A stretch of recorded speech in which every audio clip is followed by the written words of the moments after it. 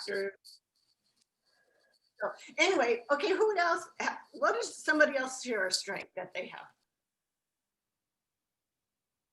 I'm really good at like talking with people and like figuring out their emotions. Uh-huh. And what kind of impact do you think that has on them? I feel like it gives them comfort, like Yeah. they have like I don't know, like people with like anxiety and stuff. It gives them comfort that someone understands them more and who can like talk with them. Awesome. Awesome. And how do you take care of yourself? Because Um, that can be very draining to when people come to you. So how do you take care of yourself? I personally have my own therapist now, Good. so that helps me. Good. Yeah, because they have this thing called vicarious trauma, which we as caregivers and educators do experience. It is a real thing. It's called secondary trauma, vicarious trauma. We hear the stories about what's going on in children's homes. We see what's going on. We're there just wanting to love on them even more. And then in 9 months or a year, they're gone to another classroom and you wonder what happened to them and you carry that burden in your heart for those kids. And so that is that vicarious trauma that you're experiencing is like that, whatever happened to that kid? I mean, did they make it? You know, I'm sure you can all, if you've worked with children or even with people and you saw somebody, you have one have questions about people like that. Thank you, Erica, for sharing that. That's a very powerful gift, but it can also you also have to be very careful to take care of yourself. Yes, thank you. You're welcome. So who else? I can't hear you, Marianne. You guys lost me for a second, so thank you for carrying on. I was like, she's gone. Oh no. Welcome to my classroom. This happens like once a week in my regular classes. It's like, oh yeah, this happens all the time. We're like figuring out like what happened. And most of the time I can't get back on. So I'm like, I was like, like I was going, oh no, he's in school right now, so we can't blame the little monkey.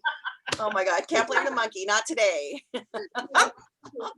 Okay, so I liked how you guys were talking about like bringing our strengths in there because again, we talk about in the beginning of my classes, we do that personality max report where everybody can talk about, you know, their Gardner's multiple intelligences. And so like Erica is saying, she's really good about reading people. That's people smart, which is interpersonal. Bring your gifts with you. That also gives you indicators on your own, you know, your own resilience style and then your own coping skills, right? Again, if you're really good at reading people and like you're in customer service, when you leave that place, you got to fill up your well again. Absolutely. You have got to fill up your well again. And so I do share in some of my classes, How Full is Your Bucket book for kids by Tom Rath. Oh, excuse yes. me. That's starting to really just look at, it's a visual representation of if we all had a bucket on our head, is it full right now? And I literally looked up my horoscope yesterday because I used to be in the bonnet on a bunch of things yesterday. I was like, what is happening? Looked at my horoscope. I don't normally do that. And it literally said, you cannot fill other people's cup from an empty vessel. If your vessel is empty, you cannot fill others' cups. I was like, thank you. Because I was thinking about not going to my yoga class last night. No, I did. Because I needed that. Yeah. You do need that self-care in the field in a caregiving role is incredibly important. And in the course that I'm developing, or that you know is supposed to be offered is going to be offered this spring, I understand. It is on the schedule. We need 20 people to make it run. We need 20 people to make it go. So far, I have 3 people who said, I'm in. So can I enroll in your class? Yes, you may enroll in my class. I might. In the tuition, though, I tried to get out of that. You can't. Oh, no, I'll pay it. I'll pay it. That's fine. And so, yeah. And so, okay, I lost my train of thought. So we start with resilience because we want to start with from a strength-based perspective.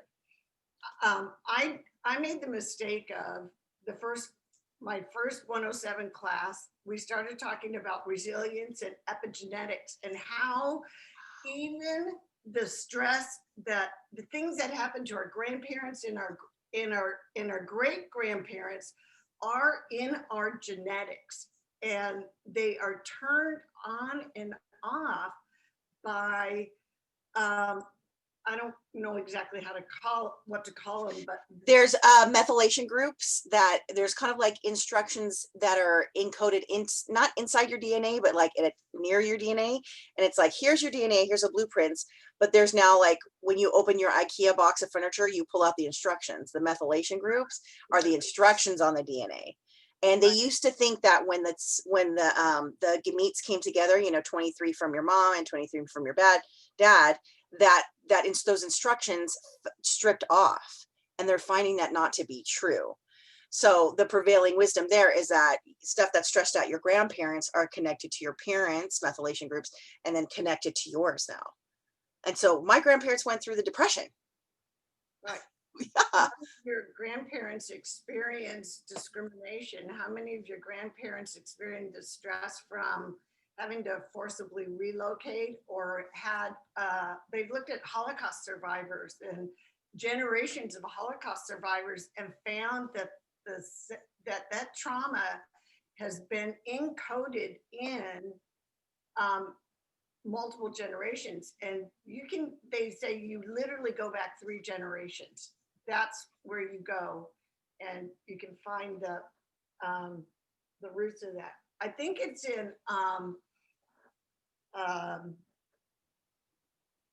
Vander, whatever his name is, you know, the Body Keep Scorebook. He talks Vanderkolk. Yeah, the real heavy language medical science one. It's a heavy read. Yeah, it's a lot. It's a lot. There's not a lot of pictures. And it's small print, and it's very technical, and it's heavily cited, and it makes you crazy. But if you really, really deep, I would say read the other books first and then go back. Certainly. There are tons and tons of resources for resilience. And one of them is called, and I'm gonna,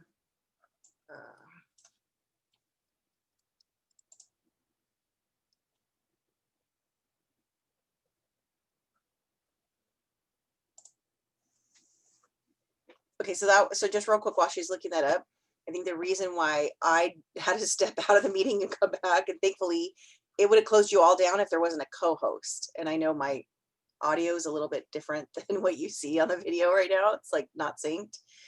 But if Jody was not the co-host, the entire meeting would have closed out for all of us. So thankfully we had the foresight to set that up. So thank you. Also, when I was looking at the other things like the books and the video link, I think that kind of like competed with my computer. So I shut all that down. I will try to make sure these resources are available for you when I post the link. But as we're going, we're just going to keep going, because again, this is really just a discussion, an open forum, just an intro to trauma and resilience. And usually the people who show up have an idea of what's going on, but need more information.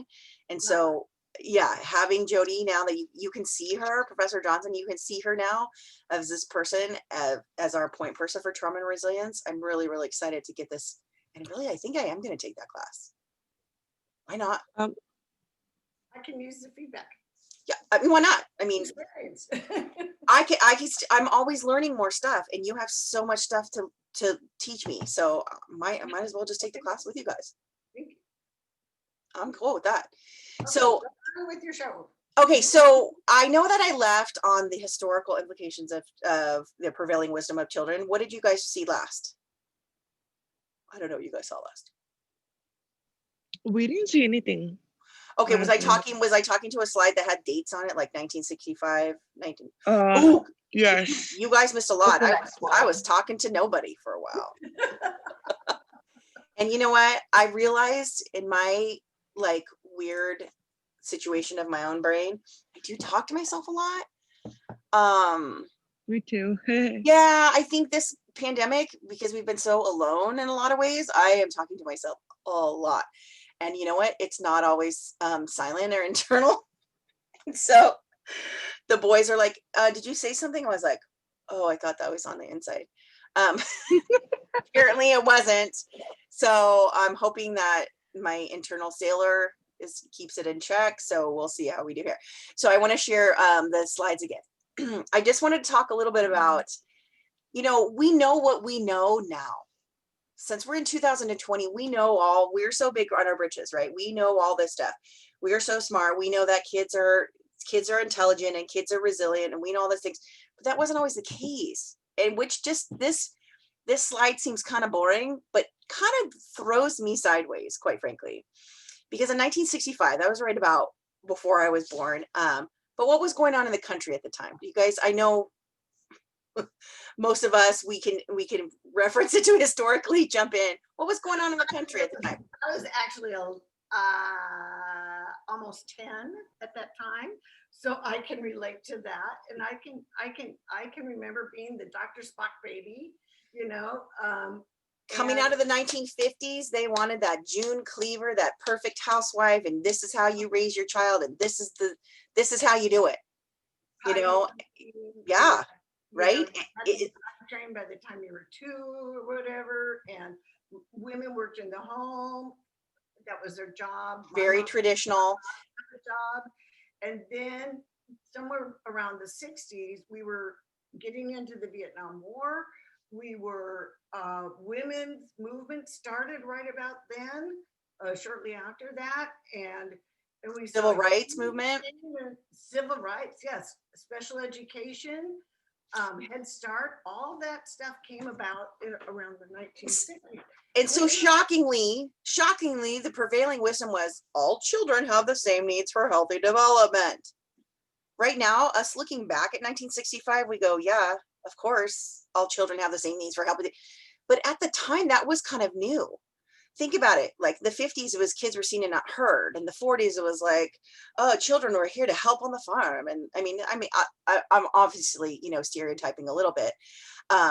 But now we were starting to look at children as not mini adults, not entities that were like dismissed until now you're 18 and we can have a conversation. It was like children have their own desires, wants, growth pattern. Like it just started then. So I was born in the early 70s. So like before I was born, people were just starting to figure out that children were just separate individuals. Oh, great. I'm so surprised. Were children new to the planet? No. What were we doing with them before that? Oh, that just cracks me up. But then 20 years later, our wisdom grew. So now we were studying children and we were observing children. And of course, we had things like Piaget and Vygotsky and everybody who had come up and was observing children up to before that time. But this is where you have like some of the other theorists like Bronfenbrenner, like he was active in getting children rights and putting together kindergarten. Kindergarten wasn't even always normal. It was sometimes like back in the past, school started at first grade. And now kindergarten is universal. Now preschool is going to be universal. It's hard to put these things into perspective. So by 1985, factors beyond the family, both in the child and in the community, can harm children. Really? Not a shocking concept for now. But back then to say, hey, families can harm children. People outside the family can harm children. People can snatch children. Inside the family, children could be abused or molested or neglected. It was a huge concept. And by the way, it was existing before 1985, but nobody talked about it. So my parents and even my grandparents, there was no coping and resilience. They just had to shut up and put up, which creates more stress, which creates more of that epigenetic carry through, which is really interesting because we still have in our dominant culture is like, well, don't talk about it. Don't talk about it and it doesn't exist. That is not true. And I applaud everybody who's getting help out there right now. Therapists are there for a reason, right? I have my own therapist. It's good to talk with people who can help you put your craziness into perspective. And I don't mean craziness in a bad way. I love the word. I attach to the word crazy and I lean into it because we're all different that way. But think about this. Now in 2005, there was this whole shift on like, Well, if we talk about risk factors, we're just talking about the negative, and we're talking about the sadness of children, the sadness of life. Let's focus on strengths. Well, yes, strengths can help us come out of those situations a little bit, but not necessarily, given resilience is dynamic and different for everybody, right? So in 2005, it's this new era, this new millennia, and this is our prevailing attitude. Focus on strengths. That's not the whole story. Then we got a little bit smarter, a little bit faster. I'm kidding. 2012, genes, family structures, and cultural practices can be either strengths or weaknesses.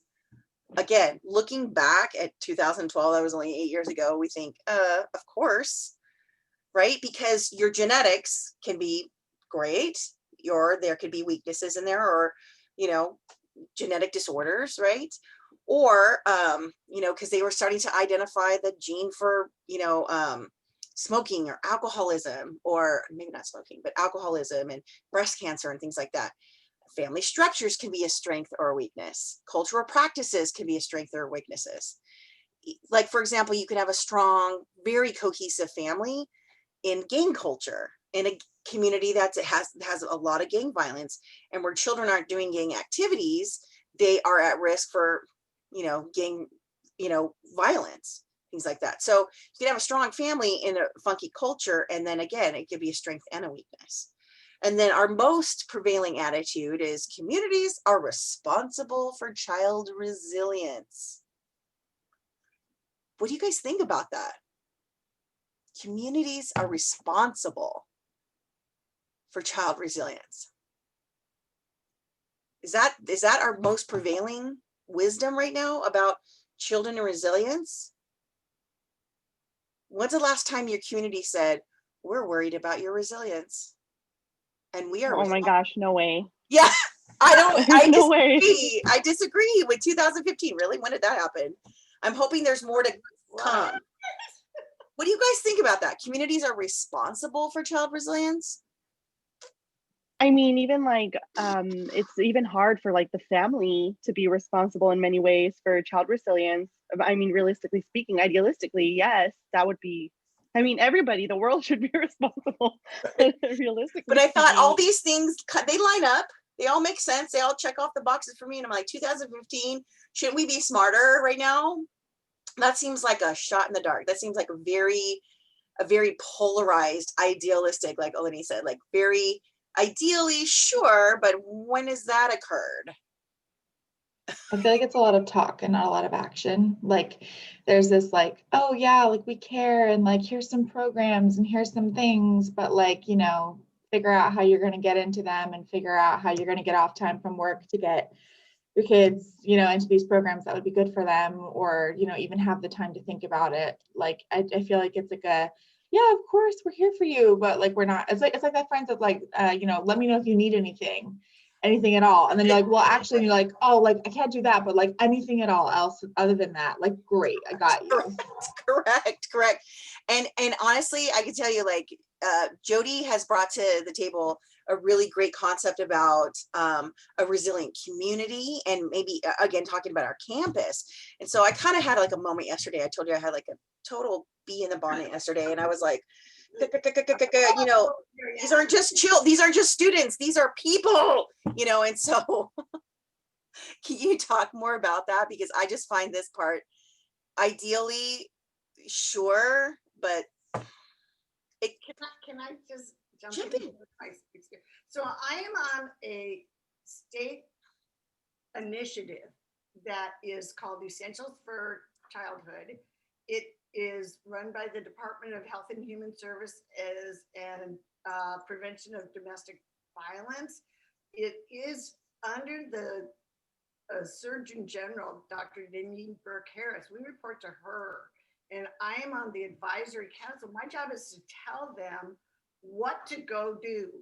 And I'm like, who picked me for this? Hey, no, your response is, okay, thank you. Thank you. I shall try my earnestness. Yes, but I have my fingers in like so many pots on national committees that are working to promote legislation across the state that is a trauma focused. And so I would say that you could take that 2015 and slip that to 2021, where we're really starting to kind of go, yeah, we have all these what we call toolkits where you can use them for here's how to set up a community, trauma resilient community in your city. Here's a toolkit for how you can do it at your school. Here's a checklist to see if you are a trauma resilient school. And here's how you can move from one continuum to the other, which I'm going to be shoving down the throat of No, wait, not shoving down. We are planting the seeds and aggressively watering them to grow. Yeah. We are going to spoon feed them that to them. And then because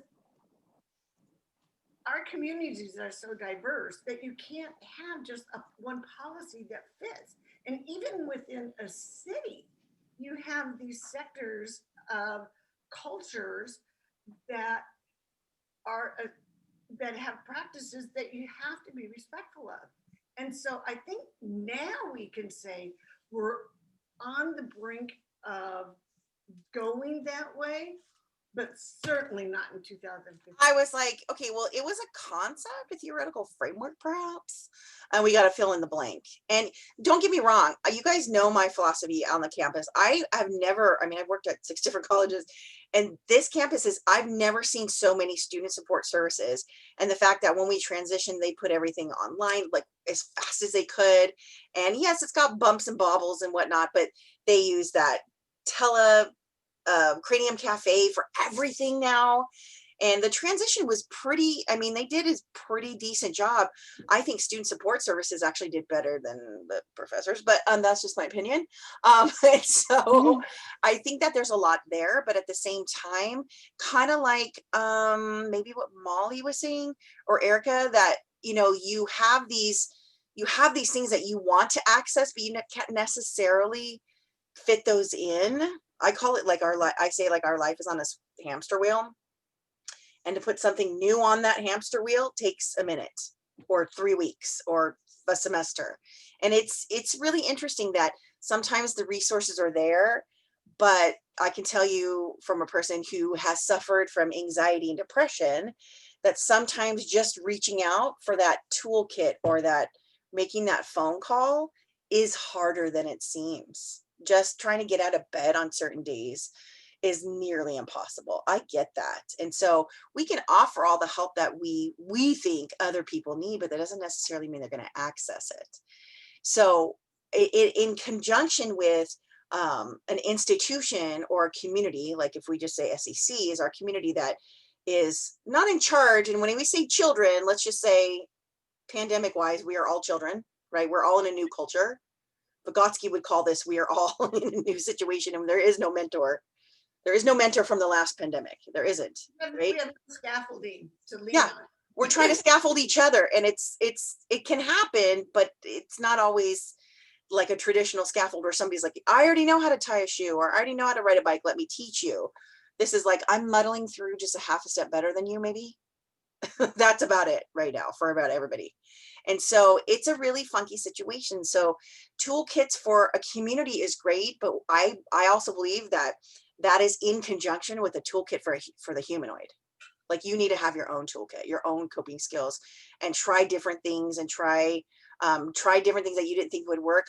This is not a yoga body, but I found a very plus size body positive community that has been so unbelievably supportive that I didn't realize that when I skip yoga, I really feel it. And it's not like my body's like super healthy, but there's like just mindfulness of breathing and being around people and just having something that, and I do it Wednesday nights because it helps me get through the rest of the week.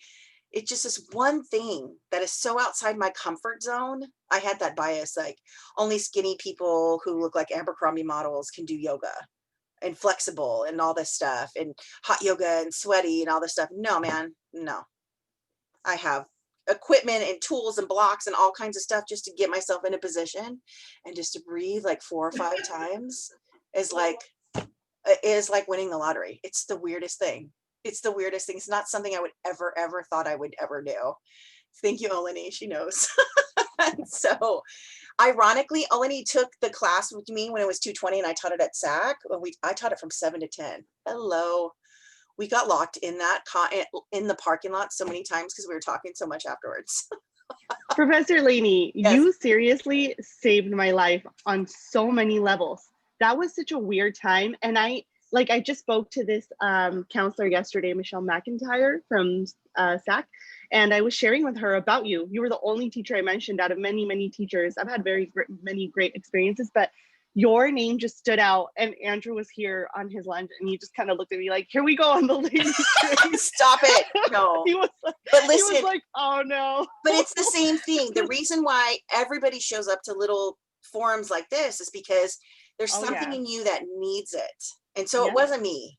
You needed it, but I could have just I look at it like when somebody talks to me, I'm not your therapist. I was, but not your therapist. But I just hold up a mirror and say, this is what it looks like to me, and this is your life. And so, but I have to argue, Professor Laney, and all of your students notice this, and I hope the staff do too. You make yourself available on a level that other teachers will just not. And I'm saying Jody does that too. Okay. I mean, like I said, many others will not. I didn't mean to say all of them. That's not what I intended to say. Well, I feel like life doesn't exist in our class. Our class is just a shared moment. Totally. Yeah. Life Totally. exists like this. No, and it's there's true. This class like here and here and here. You know, and so and I'm not available all the time, trust me. I'll tell her like, oh, let's talk after 4. Like Jody has my calendar. Like I'm like, you mean you have a life? Right there. Why? Because even if you guys think you're being needy, I've got that one. And then even if he's taken care of, there's a dog sitting at my door. I'm not joking. And then I have a husband too, but we're not going to go there. So there's a thing where we all need help. And like, I feel like, honestly, I'm muddling maybe a half a step better. And that's about it. Muddling is probably my word for the week. Crazy, muddling, wacky, funky. But that could describe a lot. And so I do really like talking about this stuff with you, but I want to make sure that you guys are getting the support while we're talking about it. Do you understand? So if there's if there's anything that you guys need, ask me. And you know what? I know I have limitations. And if it's something that really takes a psychological, like professional, then yeah, I'll hook you up with like the resources on campus. And again, you guys have paid for them, your health fees. You still have to pay for health fees even during online classes. You know that, right? So that health fee doesn't go away because the health center's still open. Yeah. So utilize the resources, because if you had to pay for therapy on your own, if you didn't have a health insurance, you had to pay for therapy on your own. I think when I was in grad school, I was paying $50 a session, and that was in 1995. So $50? $50. Therapy is so much more expensive now too. Oh no. It is. And I was using my student loans for that. No joke. Oh my God. Yeah. And I saw her. But you know what, Professor Lee, Lee, it is really expensive, but it is also like, it is that tether between functionality and dysfunctionality. And it is so flipping worth it. Like, even like how Andrew and I had to see the freaking marriage counseling, and I throw it in his face every time he like lies or he does something he's not supposed to. He's like, I'm perfect. I don't need this. I'm just kidding. But I'm totally kidding, guys. I need it the most. You can all laugh. You don't even know me, but you can just crack up right now. I have to like give you props for getting your husband in. You know, it's not easy to get that over that hump. Well, it was his fault, literally. Like all this deception. It was homie's fault. So we've got to. So I was like, all right, this is part of the package. So every time he like fails, I'm like, you know what, babe? I'm gonna double up our session this week. And he's like, no, we can't pay it. And I'm like, well, then I think we just need it. You know, don't do it as a punishment though. And he's like, no, I'm sorry. He's like accountable. He like does chores. I'm like, woo, it works. I love you, Dr. Campbell. Thank you in spirit. So you have your different sides for therapy. And I still, honestly, I feel bad that our dominant culture still looks down at therapy. And I think, honestly, one of the silver linings of COVID is that we kind of all need it. We all need it. Finally, people are going to be like slowly waking up to the fact that, hey, you know what? I'm going to talk to a stranger because I'm never going to see that person in my daily life. hopefully, Right. and they can give me an unbiased opinion, and I'll see them for 6 sessions. And yes, it's kind of funky, but you know what? At the end of it, it's like going to the gym. It's like, and I'm not a big gym person, but like even if I go for a walk or do something like aerobic or something strenuous, I'm like, oh, I felt good. I feel good after this. So it's one of these things. Yeah. And so it's one of these things that if that's the silver lining of COVID, where people actually are not too proud to reach out and ask for help, that is one of our tools for our coping.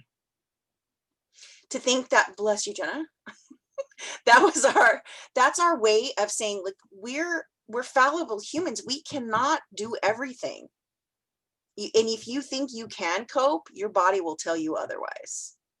Your body will knock at your front door and be like, hey, I know you think you're doing good right now, but hey, you're going to have a kink in your neck. You're going to have pressure in your chest. You're going to have upset stomach.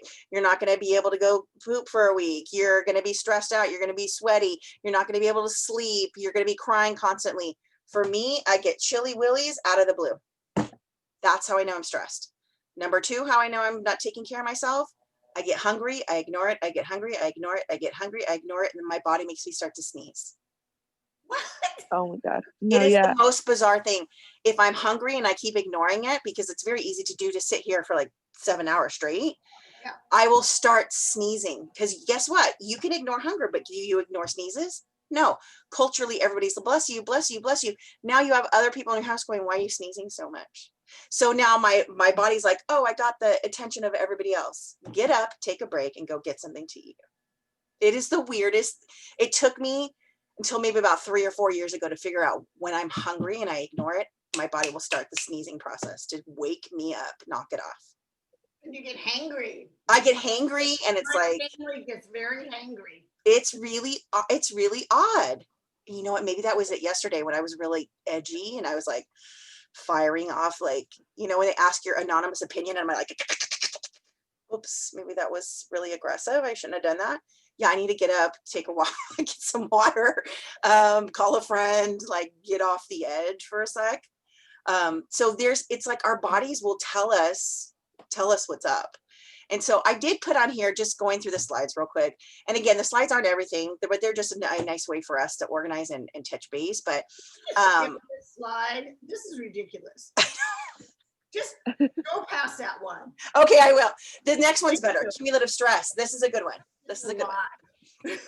Obviously, cumulative stress is stress that is accumulated. And I could tell you right now, the day spa by my house that I've been going to for 20 years, it's kind of open and they have like medical stuff now. So it's really like, I've been going there for almost 20 years. The lady working on my back, she goes, you know what, this knot that's been here for like 20 years, almost 20 years, like right here. She's like, I'm concerned that's not even a knot anymore. I can't get it smaller. I can't work around it. It might be a sit. I was like, oh, never thought about that. So cumulative stress turns into knots and, oh, I need a massage and I need a pedi and I need to relax. But no, it's more than that. Cumulative stress will actually go into your body and start deteriorating your large organs. Your body is trying to get your attention. And so what happens is that, and I fall victim of this too. Like I will set up times to like relax and do self-care and things like that, but it's almost like not enough past a certain point. And so now that I'm getting older, you know, I'm almost 50. And so now I'm like on medication and like starting to look at different parts of my body that aren't working right. It's weird. I have to look at it like, is this connected to stress? And most of the time it is. Most of the time it is. That's me. Yeah. And you know what? No, Yeah, all of because us. for work is usually my work is usually stressful with the kids. Cause I'm like, I do have patience, but at the same time, I'm like, I'm coping inside. I'm like, but my back, the problem is my back Yeah. that hurts all the time. And Yeah. then 2 weeks ago, I hurt my back, and I thought it was just like a pulled muscle, and it wasn't. It was actually my stress leveling up. I'm like, I had to take ibuprofen, anything that can just like stop the pain, because just like sitting down just hurts. And then I had to like lay down. Yeah. And Just see, here's the straight thing. lay Jeanette, down. you're young, right? You're like 20 something. No, I'm 19. Okay, I'm so take the 19. 19 and double it and add a few more, and then you're like this. So please, I'm so glad that you're aware of what your body's doing right now. Take care of it now, because doubling it and adding a few more, it doesn't get No, easy, yeah. doesn't get better, doesn't get looser, doesn't get younger, doesn't get faster. No, yeah, It's because like, my mom keeps saying to me, it's like, it's probably, as well, it's probably because of like, because I used to binge eat for my coping mechanism as well, but I had to stop because my doctor's like, you need to try to stop eating a lot, especially right now because I'm stuck at home. I'm eating like whatever there is at home. Like, yeah, I'm like, oh my An God, interesting oh okay. yeah, study done, and what they found is they looked at, I don't remember the name of the, I don't remember the deodorant, and most corporations are really diversified. And they found out that they were selling less deodorant, but more ice cream. So it offset. I'm serious. I love No, it. I love it. I love it. yeah, Yeah, no. Ben and Jerry's is doing real well right now. They came out with Yeah, new flavors. I tell my husband, I'm gonna go have a date with my boys, and he knows that means I'm gonna go eat a pint of Ben and Jerry's.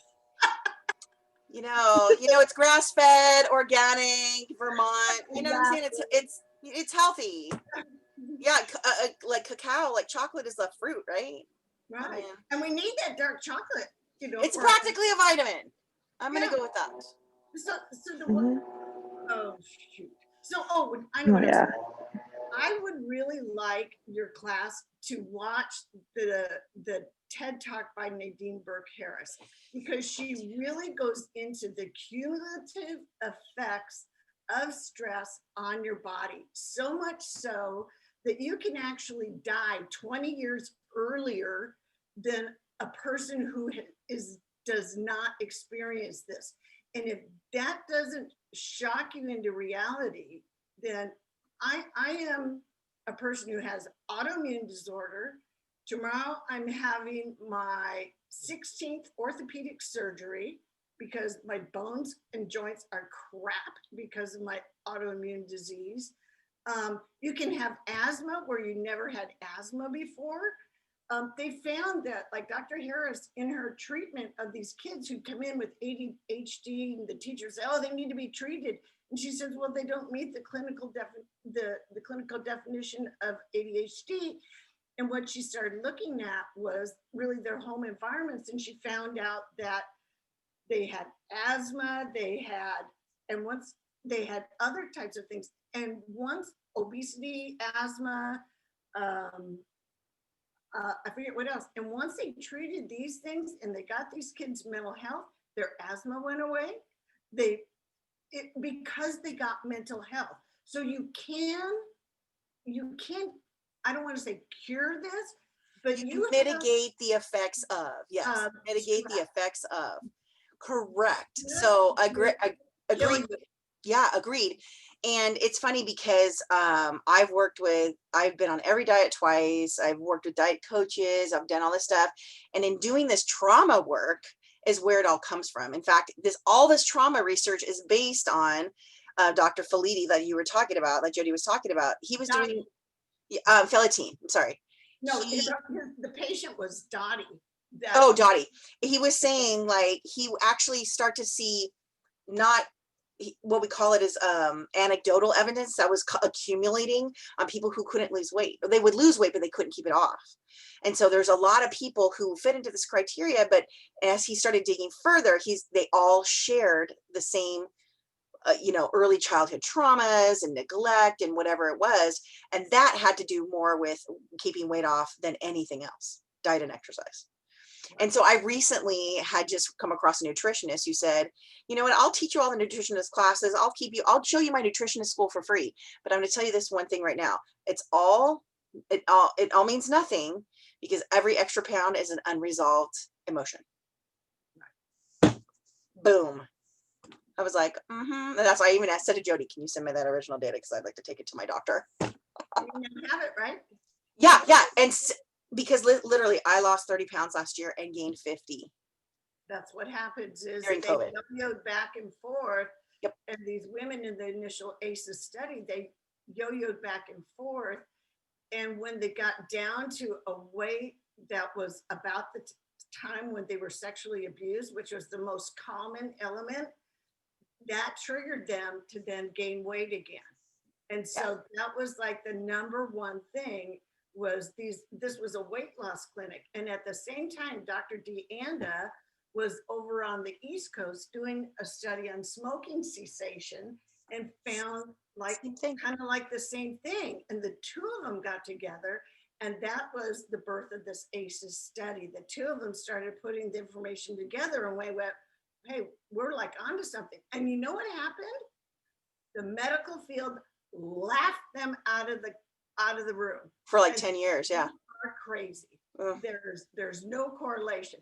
They could not sell this to anybody until they did a large scale study of people in San Diego who were college educated, middle to upper income. It was San Diego and Orange County. Yeah. And what they found in this 15 to 17,000 participant study is that it was related to stress. And this was the birth of really this whole like really starting to get the information out, but it's been very slow in coming out. And now it's like a runaway train. I cannot keep up with the emails, 80, 100 emails a day in my inbox just on trauma type stuff. Mm-hmm. I cannot keep up with it. Yeah, it's wild. And I feel bad when I'm like looking at the title and deleting it because I can't, which is so ironic because I'm stressed out. Like it's like, yeah, it does kind of stress you out. I have one that I'm going to give to my orthopedic surgeon that talks about pain and the association in adverse childhood experiences. I've got 2 studies that I'm going to actually share with my physicians because I have an orthopedic surgeon look at me and go, what happened to you? And he's thinking like car wreck. And I'm like, no, I had a train wreck of a life. Yeah. And so, you know what, and I have to acknowledge that. I think there's a lot of wounded healers that go into, I have to tell you, me personally, you can put 2 and 2 and 2 together with me. I am such a fierce advocate for children because I had a really weird childhood. And so, and as a therapist, I got a master's degree and to help people deal with their emotions and tell me how you think that feels and all this business. And it all stemmed on something way early within the first 2, 3, 4 months, years of life, right? And so I'm thinking, why am I trying to put a Band-Aid on something that can be fixed earlier? So hence my travels led me into early childhood because listen, if you can have a child who doesn't experience these things or experiences less of these things or comes up with coping skills at an earlier age, it is all the effects are lessened. And so then you don't have to be in therapy later talking about toxic stress and why you're, 100 pounds overweight. It's an interesting thing. It's like, are we putting a Band-Aid on the car engine or are we actually fixing the car engine? It's that kind of situation. That's how I got here. And so you'll see a lot of teachers kind of do the same thing. This wounded healer situation is not uncommon. In fact, teaching, and especially early childhood, a lot of people come into early childhood thinking like, well, somebody told me I'm not really good at math, so that's all I can do is really work with kids. So they're bringing trauma to their career, right? And at the same time, maybe you are good at math. You just believe somebody's bad day when it laid into you. 70%. Yeah, correct.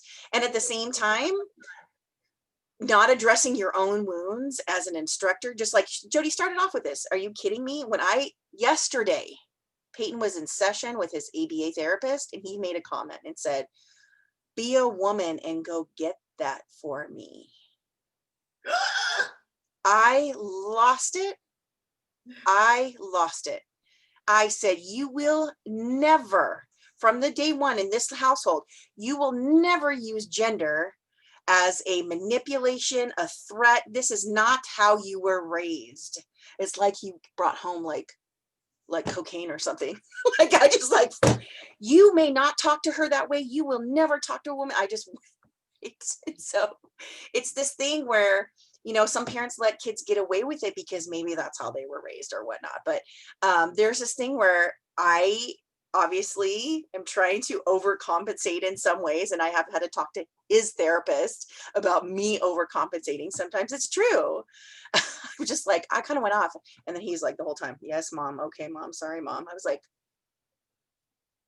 I didn't even have to pull out the feminist card. That was just wrong. I gotta go skip out. I gotta, I'm going with my son to pick up our grandson for grandma Aw. visit. Okay, well, we're about ready to cut out anyways, but here's the deal. I'm really, okay, so is it okay if I share your email with everybody if anybody has a question? Absolutely, and I want to share something with you. There's a resource called Greater Good Berkeley. That's a good one. And it It's is so good. greatergood.berkeley.edu. It has some of the best resources on there for self-help, meditation videos, quizzes, topics. It is so rich. I could get lost in there for weeks. We'll pull it up, Jody, if you wanna go. I'll pull it up, walk them through it, and I'll end the thing. But It's time to go get the boo-boo. that's so great. She gets grandma time, which is great. So she gets to also get a hand in raising the next generation too. Yeah, and who is also, He's a cool kid. I'm doing my thing. He's a cool kid. We call him Q-tip because he's got this curly, massive curly hair. Looks like he's, biracial, but he's all white as white can be. He's all Euro-American, but he's got the most curly, beautiful hair. He looks like one of those soccer players and he's two. And he's just the light of my life.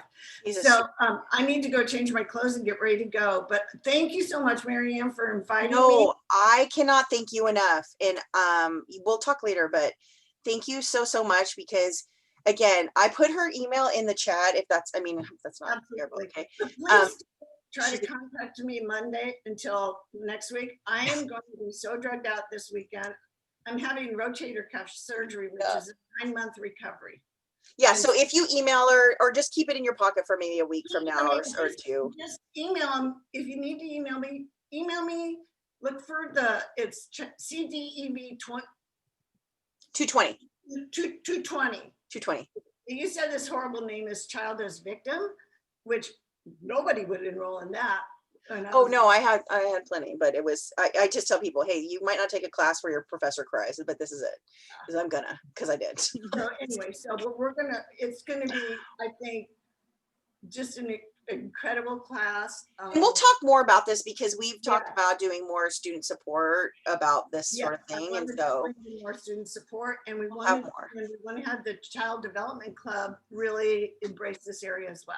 So Erica says thank you, and Ashley says sending positive vibes, and Daisy says thank you, and Eddie said thank you. Yeah, I really am. Mary and I are like kindred spirits. We just feed off of each other. We are we met the first time we stood in the parking lot talking. It was great. It was like, we get off the phone and we can't stop talking, and we just like feed off of each other's energy. It's wonderful. I can feel more blessed to have Mary Ann and likewise. I appreciate your wisdom and our friendship. Thank you so much. Thank you all so much for listening to me. Okay, be well and enjoy your little people. Bye-bye. Okay. I'm gonna show us one thing here that on the Greater Good, and then we can call it. But so she showed me on this one, the greatergood.com. It's a part of UC Berkeley, and it kind of links you to everything. But at the same time, what I did is she showed me, I don't know where it is exactly. Okay, so there's all these different things in here, but yeah, helping people, helping pets, helping the planet. No, I love it. Is it this one? Hold on. Oh, this might not even be good. This might even not be in the greatergood.com is different than the hold on. Greater Good Berkeley. It's different. Greater Good, the science of a meaningful life. Greatergood.com is okay, but this one is greatergood.berkeley.edu. So they push a little bit more of mindfulness, but as a tool. But look at this: how to overcome your reluctance to ask for help at work. For a more empathetic world, how people choose empathy, how kindness spreads in a community. There's a great podcast, How to Give Up a Grudge. You can't simultaneously be working towards something positive and bringing a grudge with you, right? You got to let it go. At the very least, get the emails, because they're super good. Oh, look at that. 6 tips for speaking up against bad behavior. 8 questions that can help you survive election stress. It's ridiculous. And then there's more here in education, keys to well-being.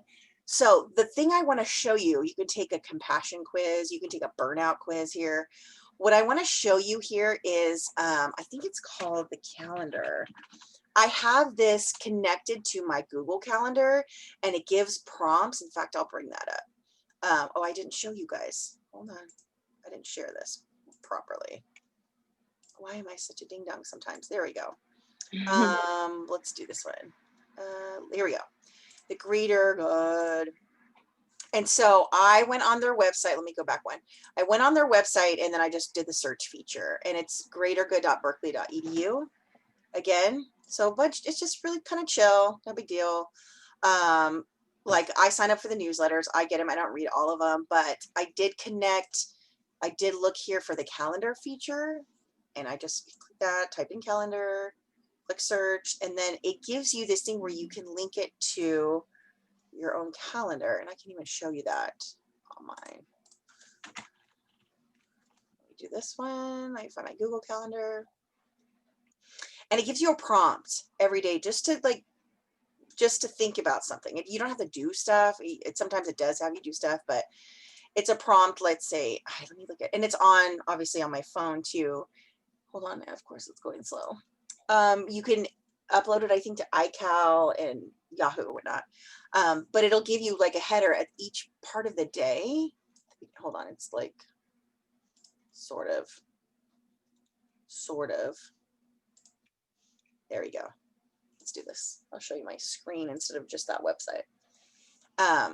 So today, every here at the beginning of the, this is my calendar, by the way. Every single day it gives something here. Detect fake news, journal about this, resources for that, mindfulness quiz. Today is grow compassion, and it's an all-day event. And so it links you to an article or maybe something, through that website. And I could pull out of this then. It's redirecting. But it says how to cultivate compassion. And here's the thing. If we're being compassionate with other people first, how does that work? Here's what the calendar looks like if you just look at it on its own for November. But then there's a place where you can connect it. It's up to you. But look at this. And it's every month, and I love it. It's so cute. And it's just like a topic every single day. Now, again, I don't do the topic every day. But right here, compassion is a quality you can grow. Spend some more time nurturing it. Yesterday, journal about 5 good things that happened to you today. If you can't do that, you're not in a good place. Learn some tools for detecting fake news. Remote learning is hard for special needs students. Here are resources for teachers and parents. Come on, who couldn't use more of this stuff? How mindful are you? Take your quiz to find out. I'm only mindful when I'm sneezing, evidently. Follow these 6 tips for speaking up against bad behavior. Inspiring story from a COVID survivor to help teens feel loved, express warmth and affection even when you disagree. That's hard, but I'm telling you, like, we'll argue and I'll be like, and I still love you. And he'll be like, I don't love you right now, but maybe I do, but maybe I just like you, but maybe I still love you. I don't know, maybe. I'm like, samesies. Because sometimes it's hard. Look at 27. If you're bored, afraid, or exhausted, give yourself a break. The ancient Greeks felt it too. Wow. Steer clear of narcissists at work. Keep fighting for social injustice. That kind of stuff. Watch our new favorite films while you're stuck at home. Here are our new favorites. Jeanette, if you're like doing that, do this, So there's a lot of different things on this website that's so cool. But again, this is the search results. But I don't donate. Maybe I should think about that. But it's actually scientifically based. So it's not just like a bunch of woo-woo hippies. They'll show you the research and the studies behind, let's say, deep breathing exercises and whatnot. So you can get the magazine, you can get the online magazine. It's fantastic. So I'm glad she shared this with us, and she's always coming up with new resources. Love it, love it, love it. So much stuff here. Greater Good Magazine, Greater Good in Action, The Science of Happiness. I saw yesterday in some random Netflix random thing that I like to watch Australian movies. I don't know why. And he was like, your dog's depressed, let's force it to smile. So they were like holding the dog's mouth up. Oh, it'll make you, your mood will be enhanced in like 30 minutes. And I said, you know what? That's not wrong. And they're doing it as a joke or whatever, but like, even if you fake a smile, it actually increases your oxytocin, which is weird. So things like that, those are the things that if you're feeling so bogged down, just some of these little funky, dumb things help. Yeah. So we went over like a few good slides today and covered a lot of good stuff. And so I'm really, really excited to get like plant the seed of this. So what is one takeaway? What is one thing that stuck with you today? And then we'll be done. One thing. I kind of had a question about the Please. epigenetics Yes. part of it. Yes. So is that like a correlation or a causation? Like we hear about our grandparents telling us about everything they go through, so then we feel it, or is it like okay, so a correlation would be something that's sort of connected, right? So if somebody tells you a story and then you're weirded out about it and you bring it forward. So like right. literally last night we watched Prisoner of Azkaban and Peyton was like, but, you know, I was like, okay, you know, if he has a dream about something that happened in Azkaban, he hates spiders. And so it wasn't the spider one, but there was a spider in there. And so that would be a correlation. A causation would be something that is scientifically connected. So right. epigenetics is scientifically connected. Okay, because So I was just wondering, as like someone who's adopted, I hear like my adoptive grandparents' stories, and I don't know if that was something like their trauma would be something that stresses me out, or if it's actually like my bio grandparents and bio parents genetics that is it's like both. trauma. Oh, great. Yeah. So, I mean, yeah. So here's the thing. When you're adopted, it's nature and nurture, right? Mm-hmm. So I have an adopted child and he brings with him, I found out last December, his 31-year-old half brother had a stroke and his mom died of a brain aneurysm. So 1, 2, chances are there's a genetic component to that in my own child. So we have to like do all the testing and whatnot. It's like some sort of like thrombocythemia or something, whatever. So that's that, obviously. But he's being raised in this household with like organic foods and exercise and like all kinds of stuff, which may not exacerbate thrombocythemia, but if it's already there, it may. So obviously that's not epigenetics, that's just plain genetics, right? He actually has a genetic link. Epigenetics would be like if his grandparents like came to this country under duress. I had students tell me they had to leave their Middle Eastern country and climb over the mountains and drink their own pee, kind of stuff, like trauma. If that's in there somewhere, okay, let's do it this way. Peyton is afraid of drains, like deathly afraid of drains. Now I get the spiders, they're weird and gross. I'm not a big fan of them, but I'm not like whatever. But if he sees a drain, we took him to Lake Mission Viejo and he got far enough out to see the drain. He wouldn't go back. And I was like, dang it. The ocean, he's great. A bathtub, he's fine. He still wants to do the drain. Water slides, he doesn't even like doing. Pools, he's like, he can't really swim, but he loves water. So it's this weird thing. Like, where did that come from? I have a thing where I don't want anything near my neck. Where did that come from? I asked my grandmother. She said, I'm the same way. I don't want anything near my neck. I said, where did it come from? She's like, I don't know. So somewhere. And if you go super woo-woo, you'll have like energy people tell you different things. But I think there's some sort of carry through genetically where it's just like, oh, that's the person who prefers to be that way because of something that happened in the past. Epigenetics is a science. It's a newer science. But if you see, I pulled up on my screen, if you look up SciShow, scishow.com, there's a bunch of different topics. It's kind of like TED Ed or Khan Academy, but it's more these like nerdy guys talking about it, which is fantastic. I show this one, SciShow Epigenetic, not the one that you're seeing here. This guy here with the turquoise background. I show this one in class for 107 chapter 3 genetics. It's a great explanation, real fast. It's 9 minutes, but it's good. And the guy talks real fast, but he makes it make sense. He talks about a twin study. You can have twins with the exact same genetics, and then you take their nature. As an adopted child, you've probably seen twin stuff. And then he does give an example where epigenetics came from and what it looks like. So it is a correlation and a causation. But awesome. you can also mitigate the effects of those based on your lifestyle and choices and things like that. Great to Mhm. see you, Molly. Yes, you guys can go. So I'm just wanted to show you that piece. I just wanted to show you Greater Good from Berkeley and then this epigenetic piece. And if you have any more questions, stick around. But if not, you guys can go. Yeah. Yay. Who else? And Thank you, Professor. no, thank you guys. And I'm going to make this as a recording. So if there's any more, I'll try to post it in every single class. And so if there's any sort of questions, please reach out to me. I'm always fascinated about this stuff too. So again, I have like the book after book. I have like the Whole Brain Child. Oh like, yeah, I was gonna ask you about the books, honestly. I have, look at, I'll run through them real quick. This is the one that she talked about. This is a nice intro. This one matches the TED Talk. So this one is called The Deepest Well by Nadine Burke Harris. I put her information in the chat for the TED Talk. So if you watch The Deepest Well? The Deepest Well. Okay. And if you watch the TED Talk, I'm getting the chili willies. If you watch the TED Talk, it aligns. This is kind of like the longer version of the TED Talk, but it's kind of like watching Harry Potter first and then reading the book second, right? It's like that. Yeah, basically, yeah. This is a good one. So watch the TED Talk first. It gives you the overview. It'll get you like, like honestly, like she'll suggest, and I put her thing in our modules. It's in there somewhere. She does suggest the ACE. She does give this ACE questionnaire, and I also kind of put it in the modules too. I know it's in 110. I'm pretty sure I put it in 107 and 205.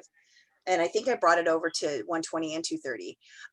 But the ACE questionnaire is a real quick one. You can even just Google that ACE question, ACE, like ACEs, ACE or E.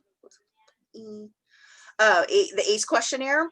And it's like 20 questions. And it's like, were you ever basically molested or neglected, or did somebody like tell you were not good for anything, or did you live in a household that was divorced, or there was drug abuse or things? It's not rocket science. And then you get a score, keep it. Sometimes I have people, look in the extra credit. I might have put it in It's extra kind of credit. ugly. Yeah. So my score is pretty high. I'm not going to joke.